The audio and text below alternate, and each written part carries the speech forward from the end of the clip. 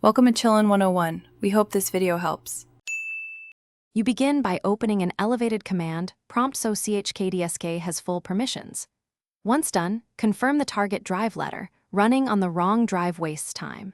Now run Chkdsk with appropriate flags, for example, chkdsk /F to fix errors or chkdsk /R to locate bad sectors and recover readable information.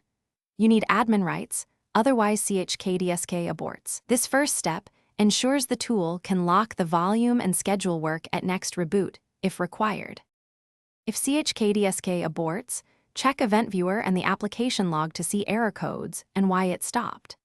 Then try Chkdsk with /X to force a dismount.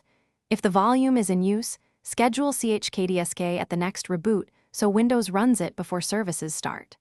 Before repeating, run sfc/scano and dism restore health to repair system file corruption that can block disk utilities. This sequence addresses both resource conflicts and underlying OS issues that cause aborts.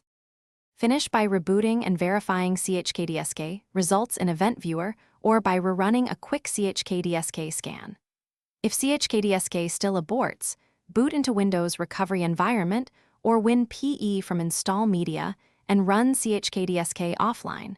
That avoids running system services and reduces conflicts. Make sure to back up important files now if the report shows hardware errors. This is critical. One key tip: if hardware faults persist, replace the drive or clone it before further writing. Thanks for watching. Consider subscribing if we helped you.